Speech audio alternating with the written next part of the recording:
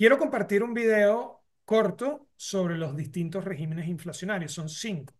Inflación negativa o deflación, inflación cero, inflación baja y estable, que es la deseable, inflación alta y persistente, como la de las economías de América Latina en algún momento, y, por supuesto, en el otro extremo, la hiperinflación.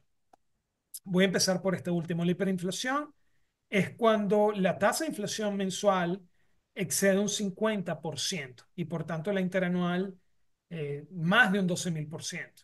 Es decir, se destruye la demanda de dinero, se destruye la demanda de crédito, la oferta de crédito, se desbancariza la economía, se desmonetiza y por supuesto la economía empieza a funcionar sobre el uso de facto de moneda extranjera y sobre básicamente el autofinanciamiento. No hay acceso al crédito, no hay un mercado de valores que funcione, y entonces, por supuesto, la economía se hace minúscula en tamaño. No sirve ese régimen. Luego, en el otro extremo está la deflación o inflación negativa, que no era un problema, de hecho era buena noticia en el siglo XIX. Era sinónimo en el siglo XIX de una excelente cosecha, un buen clima, que significaba que la distribución del ingreso cambiaba, el jornalero percibía más. Antes de que se pudriese el producto agrícola, mejor repartirlo entre todos y por tanto eso lo que significaba era una mejora sustancial en la distribución a favor del jornalero, del trabajador del campo.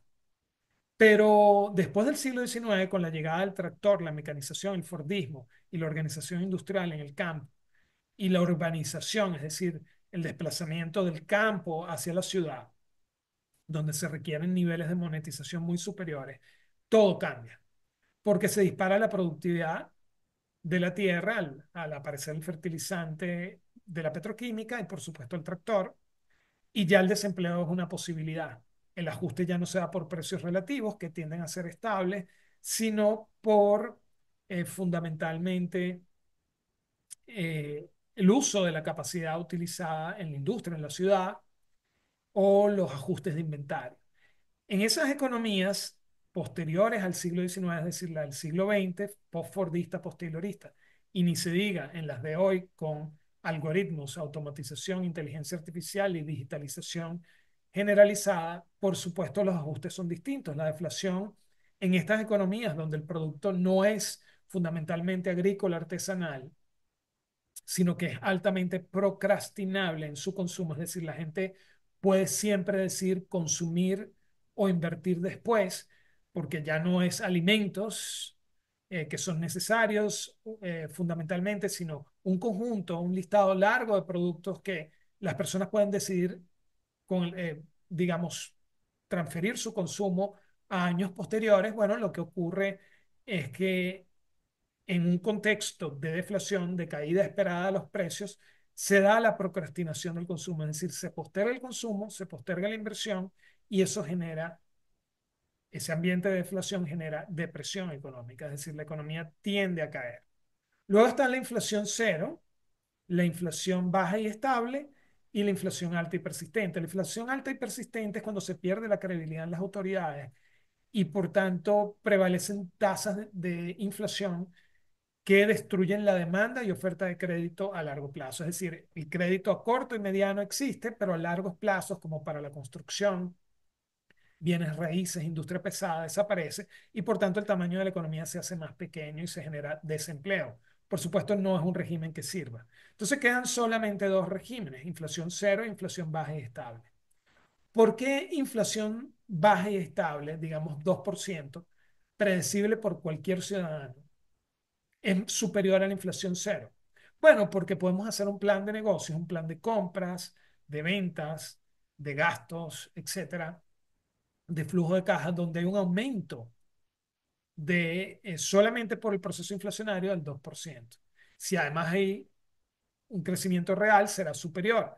Pero entonces, esa es una economía que busca la expansión porque no se estanca el dinero. Si el dinero no pierde poder de compra, se estanca, se guarda en un cajón, bien sea en casa o en el banco, y no circula. Mientras que si tiene una pequeña pérdida de poder de compra, el dinero no se va a estancar y va a circular. Y si no se estanca, en su circulación va a generar consumo e inversión y por tanto va a mover a la economía. Por tanto, es deseable una inflación distinta a cero, pero baja y estable, es decir, predecible por cualquiera en la economía.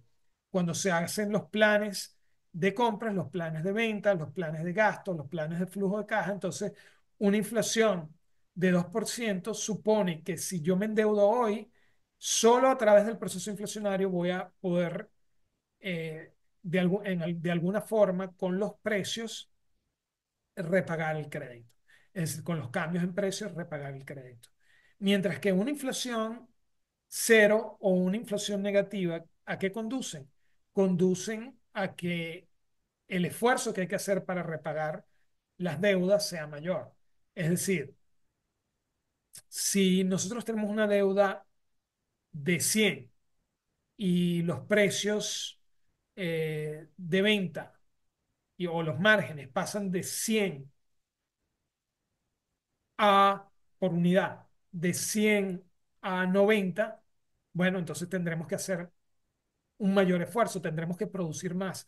Antes, si el margen por unidad era 100, yo podía pagar un crédito de 100 con una unidad. Ahora, cuando cae el margen a 90 por deflación, entonces tengo que vender más de una unidad para repagar el crédito. Entonces, ¿qué queremos? Queremos que haya una pequeña inflación baja y estable, que signifique, bueno, que la economía tiene los incentivos para endeudarse, para tomar riesgo. Es decir, deshacerse del dinero y tomar posiciones de riesgo en activos que generen ocupación, empleo y actividad.